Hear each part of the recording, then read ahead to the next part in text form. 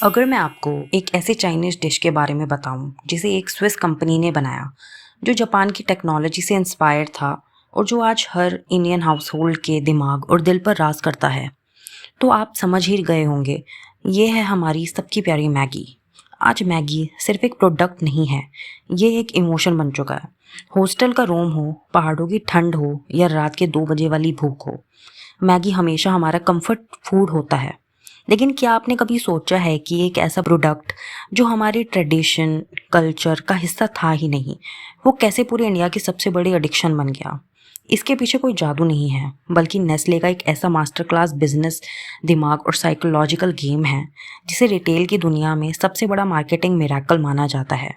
आज mind gossip पर हम इसी के पीछे का पूरा सच जानेंगे कि कैसे 2 मिनट का बोलकर मैगी ने हमें ज़िंदगी भर के लिए अपना दीवाना बना दिया है।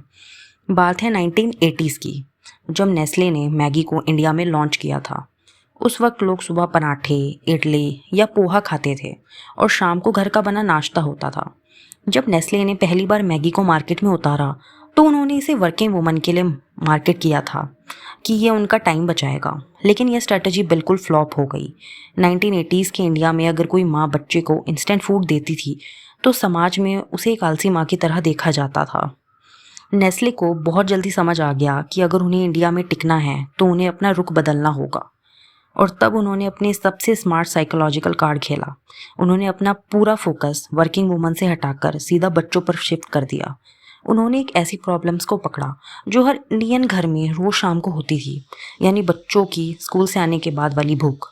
उन्होंने अपना आइकॉनिक एड कैंपेन लॉन्च किया, मम्मी भूख लगी है, और माँ का जवाब होता था बस 2 मिनट। इस एक ऐड ने पूरी गेम बदल दी। नेस्ले ने मैगी को एक जंक फूड की तरह नहीं, बल्कि एक माँ के प्यार और राहत की तरह पोजीशन किया। लेकिन सिर्फ ऐड चलाने से काम नहीं बनता, उन्हें प्रोडक्ट को हर पॉकेट तक पहुँचाना था। इसीलिए मैगी ने 5 रुपए और 10 रुपए के छोटे छोटे पैकेट्स निकाल दिए, जिसे मिडिल क्लास पेरेंट्स को खरीदते वक्त सोचना ही नहीं पड़े। उन्होंने इंडिया के बड़े बड़े स्कूल्स के साथ टाई अप किया, कॉम्पिटिशन्स करवाए और वहाँ बच्चों को फ्री में मैगी के पैकेट्स बांटे।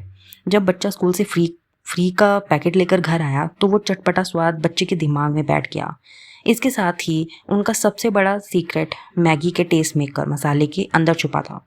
नेस्ले के साइंटिस्ट ने सालों तक इंडियन स्पाइसेस पर रिसर्च करके एक ऐसा फॉर्मूला तैयार किया जिसे साइंस में उमामी टेस्ट कहते हैं। हमारे दिमाग को उमामी टेस्ट बहुत ज़्यादा एडिक्टिंग लगता है।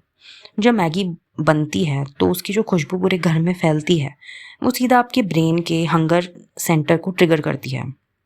आपको भूख नहीं भी लगी होगी तो भी उस खुशबू को सूंघकर आपका दिमाग बोलेगा, अरे यार थोड़ी सी मैगी खानी है। लेकिन हर बड़े एम्पायर की तरह मैगी की कहानी में भी एक डार्क ट्विस्ट आया। साल 2015 की बात है, जब लैब टेस्ट में मैगी के अंदर एक्सेसिव लेड होने के आरोप लगे। मैगी को पूरे इंडिया में बैन कर दिया गया।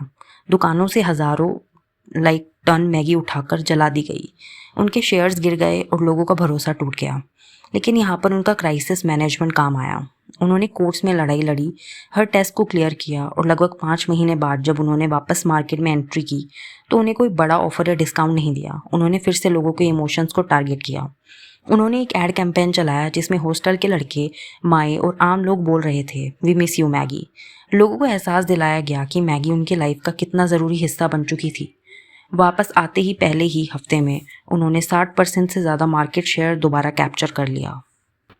आज चाहे मार्केट में कितने भी बड़े ब्रांड्स आ जाएं, जब भी कोई दुकानदार से इंस्टेंट नूडल्स मांगता है तो उसका मुंह पहले से ही एक शब्द निकालता है, मैगी। इसे कहते हैं ब्रांड मोनोपोली, जहां प्रोडक्ट का नाम ही उस कैटेगरी का नाम बन जाता है। मैगी ने हमें सिखाया कि अगर आप किसी देश के कल्चर और उसके बच्चों के बचपन पर कब्जा कर लेते हो तो आपको मार्केट से कोई नहीं निकाल सकता। अगर आपको मैगी की ये इनसाइडर बिजनेस गॉसिप पसंद आई तो इस वीडियो को अपने दोस्तों के साथ शेयर करें और ऐसे ही माइंड बेंडिंग ह्यूमन सीक्रेट्स के लिए माइंड गॉसिप को अभी सब्सक्राइब करें। Thank you.